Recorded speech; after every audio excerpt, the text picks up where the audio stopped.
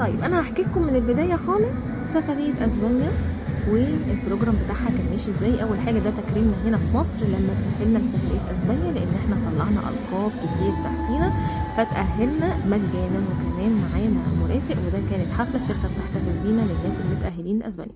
بعديها على طول رحنا مركز تقديم السفاره في اسبانيا، سوري السفاره هنا في مصر بتاعت اسبانيا، ورحنا وقدمنا والفيزا طلعت، ودي فيزا صعبه جدا جدا ما بتطلعش لاي حد، ومع ذلك قدرنا ان احنا ناخدها على حس اوريفليم طبعا. وجواز السفر بتاعي اهو وانا في المطار بنعمل الاجراءات بقى علشان نطلع، وكنا طالعين تبع مصر الطيران. وده طبعا الشنط بتاعتي المفروض ان دي شنط لمدة اسبوع واحد فقط يعني واخدين كل حاجة عشان طبعا الايفنتات هناك كتير. طبعا دخلنا بقى الطيارة، دي الوجبة بتاعة الطيارة، حابة احكي لكم كل التفاصيل. الصورة اللي جاية دي غالية جدا على قلبي، لاني انا اخدت جوزي معايا مرافق نسافر مع بعض اسبانيا ونلف العالم، ودي رد جميل ان هو مستحملني ومستحمل شغلي في اوريفلام، لان هو برضو مش بيكون اسهل حاجة. حابة اوريكم الجو من الطيارة بيكون عامل ازاي. حرفيا احنا بنكون فوق السحاب يا جماعة، المظهر يعني المنظر بيكون تحفة جدا. طيب احنا كده وصلنا وده شكل اسبانيا بقى من فوق اهو. بدأنا ان احنا نقرب وهنبتدي ان احنا ننزل دلوقتي. على فكرة البلد بتتميز ان هي فيها اشجار كتير جدا جدا جدا، وبيهتموا بالطبيعة بطريقة مش طبيعية. وصلنا مطار اسبانيا، وكان ده استقبال اوريفلام لينا، كذا حد تبع الاستاف هناك ماسك كلمة اوريفلام وكده عشان نتجمع، وبيكون ترحيب بصراحة تحفة جدا جدا منهم. ووصلنا الفندق، يلا بينا بقى. بحب اعيشكم معايا اجواء الفنادق شكلها بيكون عامل ازاي. الستايل الاوروبي هنا طبعا تحفة جدا. الشنط بتاعتي تعباني قوي قوي مش عارفة اجرها، وطبعا جوزي اللي بيصورني ملخوم هو كمان في الشنطة التالتة. فيلا بينا بقى. الفندق نظافة تحفة بصراحة. يعني شركتنا لما بتحجز لنا في اي فندق لازم بيكون على مستوى عالي جدا جدا، مش اي فندق كده وخلاص ونقلل في التكلفة، لا لا، بتبقى حاجة بصراحة رهيبة. مش هنطول مدة الفيديو، يلا بينا. خلاص انا داخلة على الأوضة اهو، يلا بينا بقى نفتح الأوضة ونشوف هي عبارة عن ايه. اول حاجة بتكون الحمام، مساحته كبيرة، البانيو لطيف، تفتحي الستارة تلاقي في شارع، تقفلي الستارة احسن وطبعا هو بيبقى متجزأ، وحدة الشاور نفسه، الدش لوحده، ووحدة التويلت لوحدها. بيكون في كل الادوات اللي اي حد يحتاجها، لو حد نسى معجون سنان، فرشة سنان، كل حاجة كل حاجة، حتى كمان ادوات الخياطة بتكون موجودة. بصراحة بيفاجئونا يعني لما بتلاقي الفندق فيه الحاجات دي، بتعرفي ان هو المستوى بتاعه عالي جدا جدا يعني. تمام.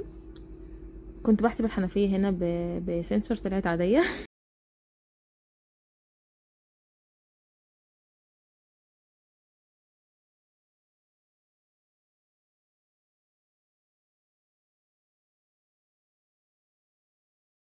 اكتر حاجة بتخليني بعشق عيشة الفنادق دي هو السرير والراحة بتاعة المخدات والمرتبة. مهما اجيب ما بلاقيش احلى من كده.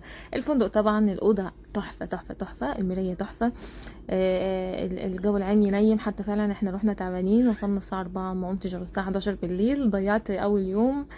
الفيو بقى تحفة بجد، الفيو جميل جدا ان انتي تفتحي بقى على المباني بقى الأوروبية دي بقى، والشكل ده بعشقه. وشكل برضو الشجر والحاجات الخضرة دي برضو بتهدي الأعصاب جدا.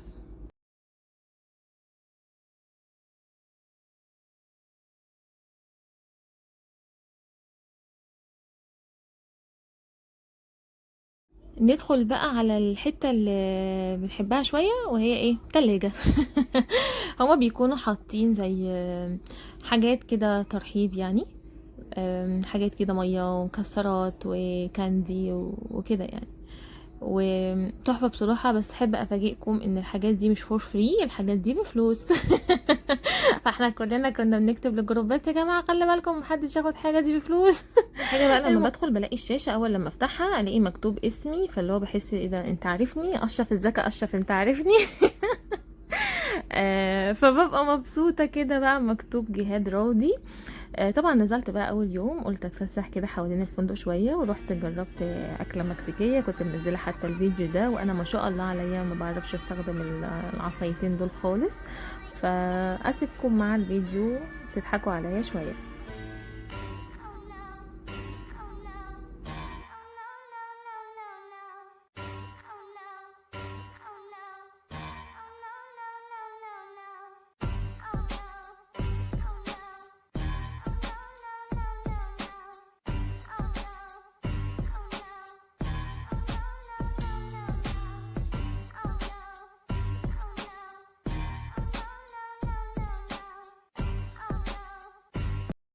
نبتدي يومنا التاني، نزلنا بقى نفطر. طبعا الشركه كانت بعتلنا التيشيرتات ديت وازازه للميه تحفه قوي، كل حاجه عليها العلم بتاع مدريد واللوجو بتاعنا في اسبانيا. نزلنا بقى هنا، كنا نازلين كلنا زي يوم رياضي كده، المفروض يعني ان احنا ناس رياضيه وهنعمل زي اجواء كده. اكتر حاجه كانت لفتاني ان الناس اللي موجوده في المكان في البلد نفسها، شايفين ناس كتير وفوق كبير لابس نفس اللبس وعليه اسمه اوريفليم، ومعانا مستر بدر هو مدير عام الشركه، بنتمشى مع بعض، وكانت البلاد كلها ماشيه قدامنا وورانا، واخدنا صور تحفه جدا، واليوم كان جميل قوي قوي. فان احنا بكل فخر ماشيين باسم اوريفليم وجايين اسبانيا، فدي كانت حاجه بتبقى انا بحبها قوي، ان احنا في بلاد اوروبيه زي كده وبلاد كبيره زي كده، شايفين العدد، شايفين كل فخر ان احنا من اوريفليم. خلصنا اليوم ده وكان رحنا جربنا منتجات الويلنس اللي هي بتاعت التخسيس والتغذية وكده، اللي لسه هتنزل الشركة. وبعد كده رحت عملت شوبينج، طبعا كل شوية شوبينج شوبينج شوبينج، رجعنا مفلسين. وحبيت بقى ان انا اصور لكم البلد نفسها. انا بحاول بالفيديو ده اطلع لكم مميزات شركتنا والايفنتات اللي بتعملها لنا، ومميزات البلد اللي بتودينا فيها. البلد تحفة، اهم حاجة فيها هي النظافة. يعني انا بيلفتني نظافة الشوارع، ده شارع عادي جدا في محلات زيه عندنا هنا في مصر، بس هي نظافة الشارع ونظافة الناس اللي ماشية. تاني يوم بقى، ده تاني يوم بالظبط، الشركة قالت لنا كله يلبس احمر. انتوا شايفين بقى المنظر، الناس كلها لابسه احمر، توابير. احنا من 65 دولة يا جماعة، فبجد الناس اللي ماشيه، بصوا الناس بعجل، بصوا شايفين عاملين ايه ده مين اللي لابسين احمر دول، واعلام اوريفليم مرفوعه. كلك فخر انك في اوريفليم واعلامها مرفوعه في بلاد اوروبيه زي كده. طبعا بقى واحنا في الشوارع واحنا ماشيين بالباص رايحين المكان اللي هنعمل فيه الايفنت التاني، وهو الويلكم بارتي، حفله الترحيب. مشينا كتير قوي قوي يعني بالاتوبيس، وشكل الشجر بقى والغابات حاجات مختلفه كده، فكنت بحب ان انا اصورها تعيشوا معايا الاجواء دي. طيب احنا وصلنا اهو. طبعا كله داخل ولابسه زيهم احمر طبعا. اعلام اوريفلام في كل حته، كل ما هتيجي هقول لكم كده عشان تفتخروا كده. المهم كنا داخلين بقى، هي زي قلعه كده تاريخيه قديمه جدا جدا في مكان بعيد، بس بجد تستاهل المشوار. تعالوا نشوفوا بقى ايه اللي هيحصل هنا. كان نفسي موت في المروحه دي، وهي وزعوها علينا مجانا ومكتوب عليها اوريفلام كمان. بصراحه بيهتموا بتفاصيل مش طبيعيه. كلنا بقى عشان نبقى ماسكينها ونتصور بيها ونهوي برضه، عشان الجو كان حر اليوم دوت. شايفين بقى العرايس والحاجات ديت اللي بنشوفها بس في التلفزيون، فشوفناها على الحقيقه. وده متحف، حاجه اثريه قديمه جدا جدا، او قصر تقريبا. لا هو مش متحف، هو قصر. والاجواء كانت مش هقول كانت ايه، هي واضحه اهي قدامكم. انا كنت مبسوطه قوي قوي قوي، يعني حاجه جديده اول مره ان انا اجربها. طول ما احنا واقفين بقى بيقعد يتوزع علينا حاجات كده غريبه قبل الاكل يعني. يعني دي معلقه كده ندوق فيها اللي بيحصل، دي فيها حته جمبريه على مانجا، طعمها كان حلو. المهم يعني طول ما احنا واقفين بقى كده حاجات بتقعد بقى ايه بتلف كده، ويدوقونا عصاير الدنيا بتشتي يا جماعه. الحفله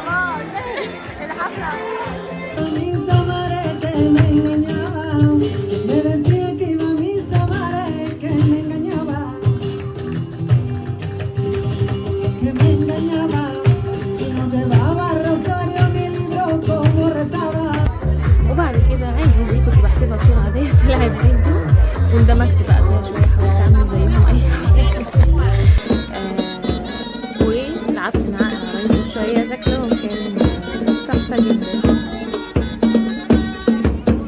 بصوا الاتنين دول كانوا موتيني ضحك، كانوا بيعملوا شوية حركات رهيبة.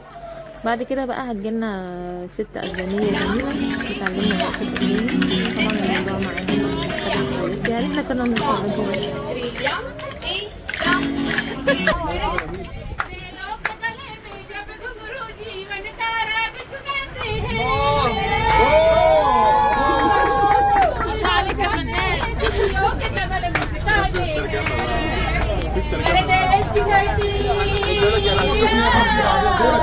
بعدين ام الدنيا بقى وكده. هم مش معمول مشي ولا لسه؟ لا جوه. لا غني مصري.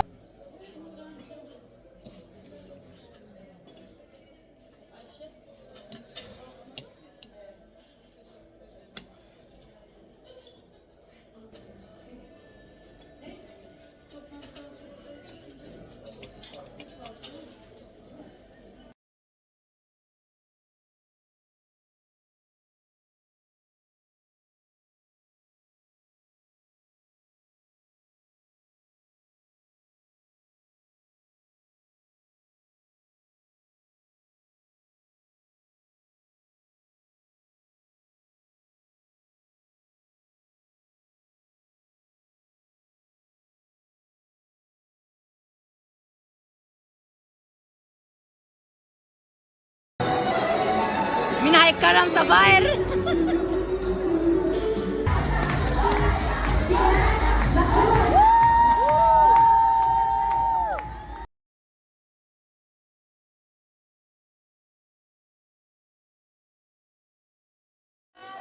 ودول اصحابنا الجماد بتوع نيجيريا، خطفوني كده وقالوا لي يلا نتصور سوا.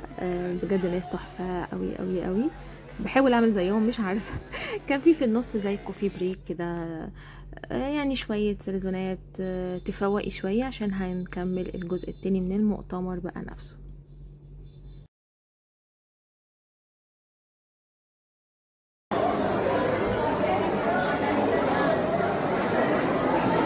خلصنا شوبينج تاني وتالت ورابع. اليوم ده بقى بجد تعبت قوي، كنت نكدية قوي في اليوم ده. الجو كان حر جدا وانا فرهدت وهم عايزين يروحوا كل المحلات. الاسعار مش احسن حاجة، الاسعار غالية بالنسبة لنا هناك في اسبانيا، ومع ذلك كان لازم نشتري يعني. اليوم اللي بعده بقى اليوم تحفة. في طريقنا الى برشلونة شايفين اقتحام المحطة، شايفين اقتحام المحطة. كل دول اوريفلام، كل دول 65 دولة رايحين في القطر، محجوز لينا مخصوص عشان رايحين برشلونة. المحطة فاضية، الوقت ده هو توقيت الاوريفلام، محدش كان في البلد كلها بصوا هنا بقى الشاشة هتعرض دلوقتي اوريفلام جولد كونفرنس في القطر، في العربيات كلها بتاعة القطر، فتحسي بفخر كده وتبقي مبسوطة قوي وانتي قاعدة.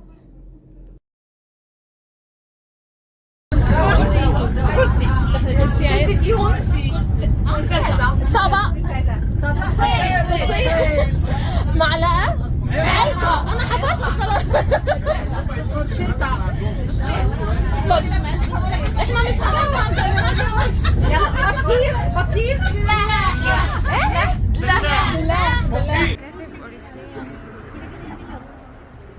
احنا كده وصلنا المكان اللي احنا رايحينه في برشلونة، نقطة التجمع. نخش مكان كده، مكان اثري برضه كبير. احنا فوق برضه كبير قوي قوي. بندخل بقى عشان هنتغدى، وبعد كده بقى قدامنا ساعات كتيرة جدا هنخش بقى ايه نتجول في برشلونة نفسها.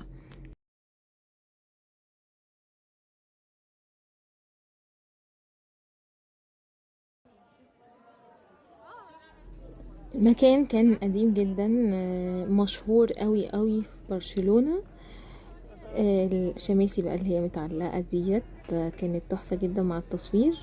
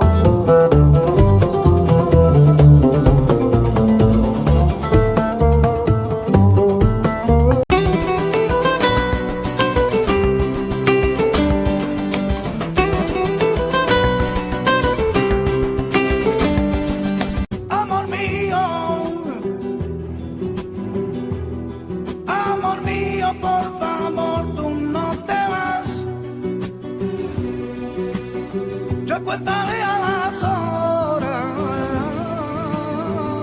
que daño. Tú vas diciendo a la gente que me amas de verdad y yo muero de alegría al saber que es verdad. ده كان اخر يوم لينا واحلى يوم. كان يوم تحفه جدا جدا بجد، ما كناش عايزينه يخلص. كنا لابسين سوريات بقى، دي الدخله مكان كده، مكان مهم جدا جدا هناك في مدريد. بندخل مدخل قاعه او قاعه مؤتمرات، عشان هيكون جالا دينر مع اداره الشركه، وبرضه هيكون فيها تكريمات وحفلات واكل وحاجات لمدة 6 ساعات. بصراحة أفضل وأحلى من بعض. الدخلة هنا كانت حرفيا ترعب جدا يعني، بس كانت اللي هو حاجة مختلفة كده ولطيفة جدا. احنا لما سرشنا على المكان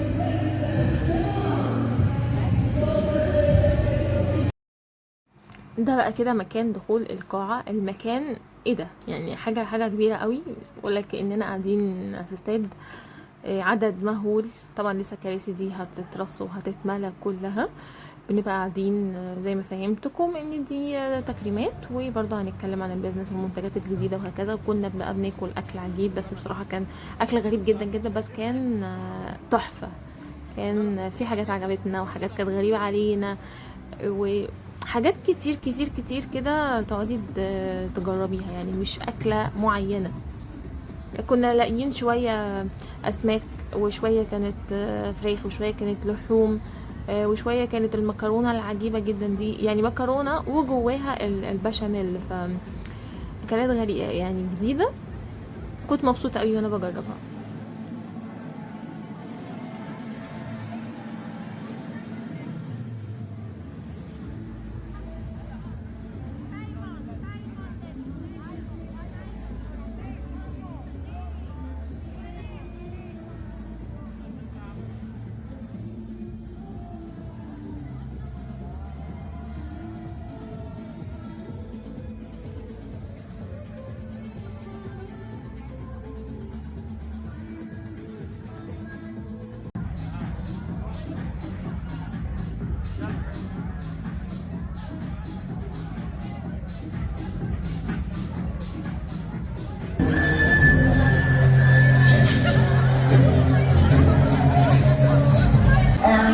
I believe in your markets, this product will be also very successful. It's presented, the set is presented in a small, beautiful box.